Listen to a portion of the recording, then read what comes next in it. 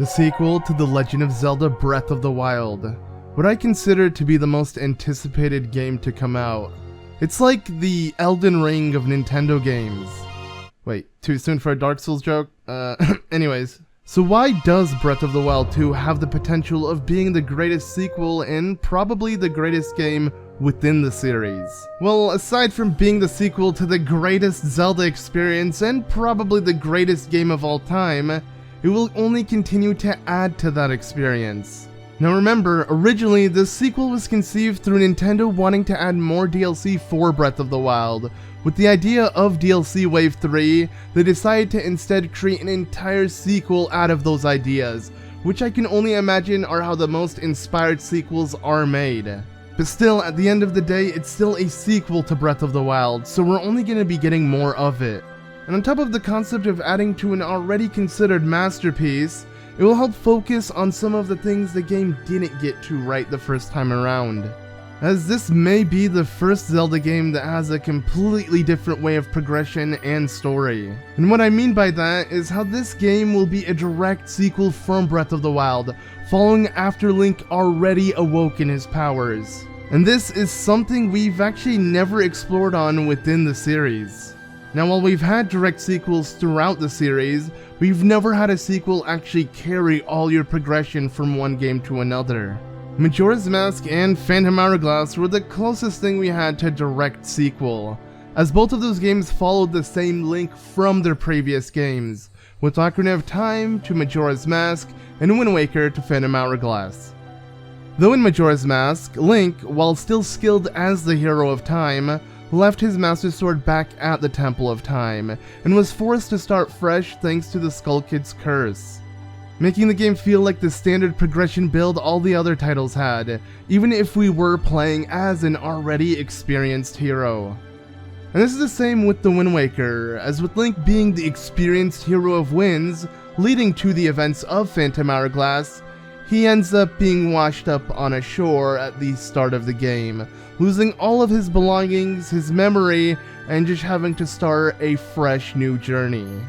So both times Nintendo found a way to reset Link's progress without giving us a new reincarnation of him, and playing up the same setup to awaken his powers that all the other games' stories usually start with.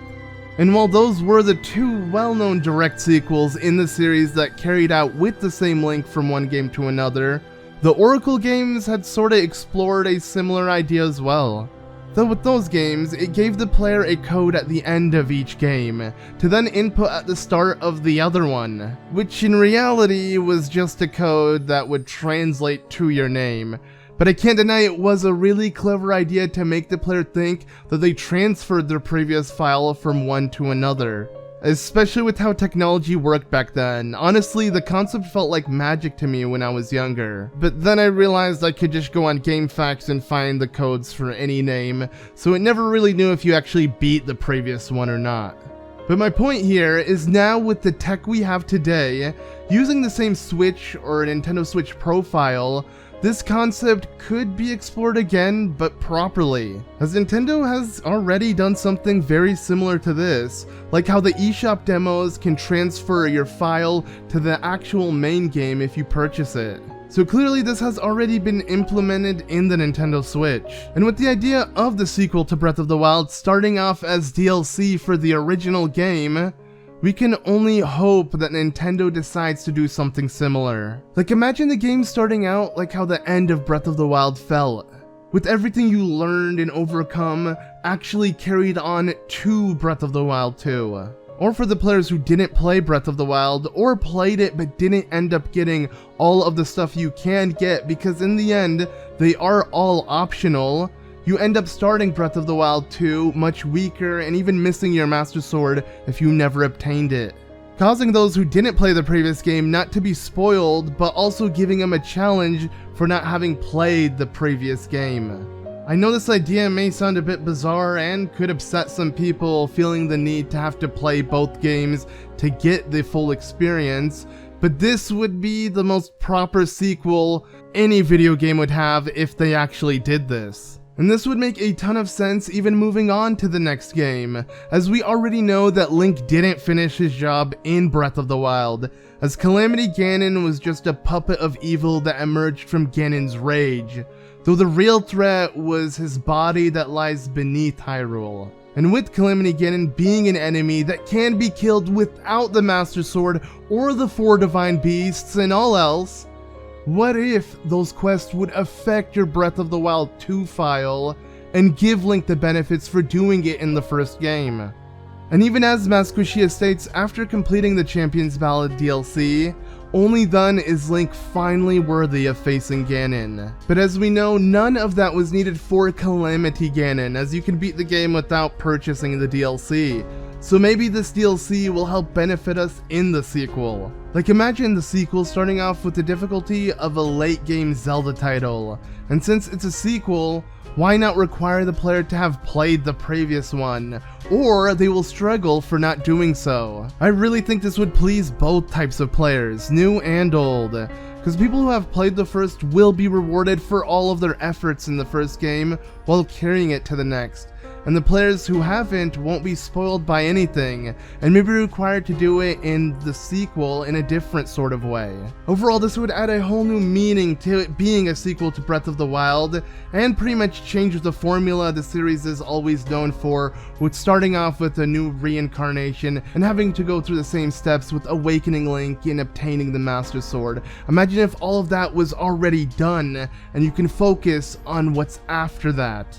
Now with that said, and how all of this could affect Link and how the game starts up, this sequel could also give us a chance to explore on other characters within the series that weren't well explored within the first game, mainly being the other two connected to the Triforce. Like the series' other main character, you know, the one the game's named after, Zelda. I think we can all agree that Zelda got the short end of the stick in Breath of the Wild.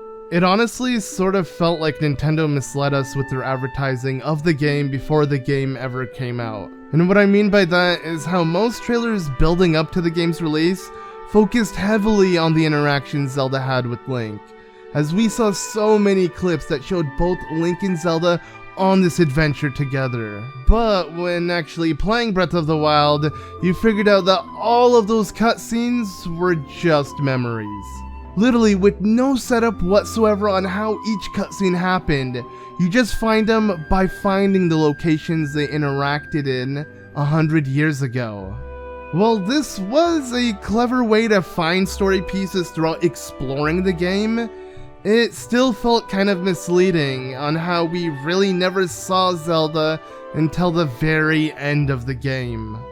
And you know, like how every other Legend of Zelda title plays out, you only see the princess at the very end of the game. Like, Nintendo, we don't want both Zelda and Mario to have the exact same concept with saving the damsel in distress in almost every single game. It's honestly getting really old and outdated, and at least in the Mario titles, it's called Super Mario, not Super Princess Peach. So it kinda still makes sense in why Mario is the protagonist and we don't really see Peach. But what about the Legend of Zelda? Shouldn't we know a little bit more about Zelda's legend from time to time? Especially when she is given the title as the key to seal Ganon? I'm not saying she has to be a full playable character like everyone else is requesting, but I'm totally not against it.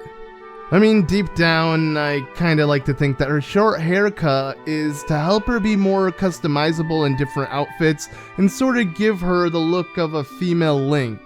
But even if that isn't the case, at least make her outside of just the cutscenes and not at the very end of the game. A good example of this would kinda be like Spirit Tracks and how Zelda actually accompanied Link throughout his entire journey, even if it was in order to save herself. A weird concept, but at least that had her tag along the journey. Or, at least at certain points in the game, require her to help us in certain areas. Kinda like how Wind Waker used the descendants of the sages to help Link in order to take on their temples. Overall, I think we should explore her character more than just cutscenes, as she has so much potential now with her actually tagging along Link on his adventure. So hopefully Nintendo can also fix upon that within the sequel. But aside from the princess, I think another character that was really lacking was obviously the final part of the Triforce, Ganondorf. As in Breath of the Wild, we only know him as Calamity Ganon, just a big fiery mess of malice and evil trying to corrupt Hyrule at any cost. There's no rhyme or reason anymore, he's just the curse to plague Hyrule. But I mean, where's the fun in that? We've had this story told so many times, just taking on the evil doom to threaten its land as foretold by the prophecy. Feels like this has been happening throughout the entire series. And while I know this is a very popular fantasy game cliche, I think the Zelda series can benefit to stray from it. Like, what happened to the ruthless Gerudo King Ganondorf? The one with the iconic evil laugh, who wanted more than just to corrupt Hyrule, but take it over himself. That would be the Ganondorf we need to make a return. And once again, it seems that Nintendo has actually set themselves up for just that, with how Link and Zelda discover his body in the Breath of the Wild 2 trailer. This would be the chance to give Ganondorf a voice again, give him reason and overall personality. Now, I hate to say like I know how to make the perfect villain or anything, but I'll at least go off of experience on villains I actually liked. Like, a good example of a villain is a villain with purpose, with reason, one who isn't just bad to be bad.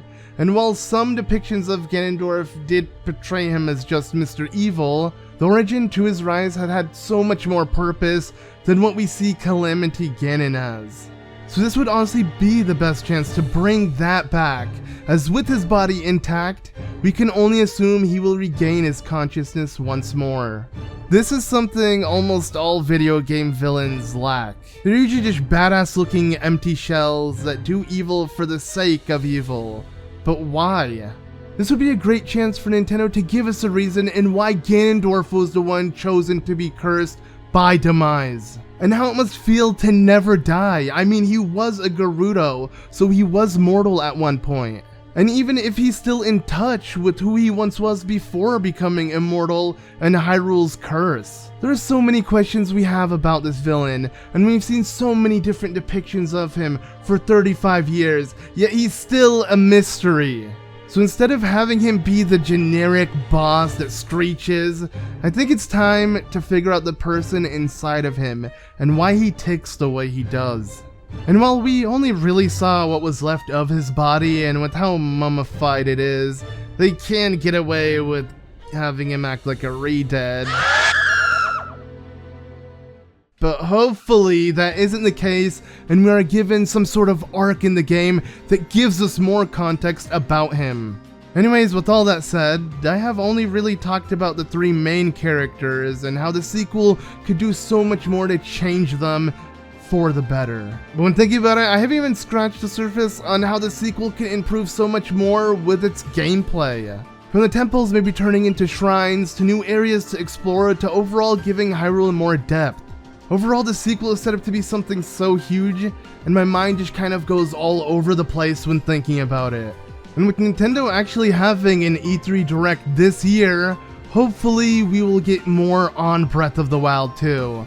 While I do have my doubts, as the game seems to still be far from release, if Nintendo even gave us just another minute-long teaser, that would give us so much to chew on. I mean, think of how much the first teaser Nintendo showed us 2 years ago left this much of an impact. So honestly can't imagine the changes we'll be seeing in this sequel. But regardless, whether it's now or later, expect tons of videos covering Breath of the Wild 2, whether it's speculatory or factual.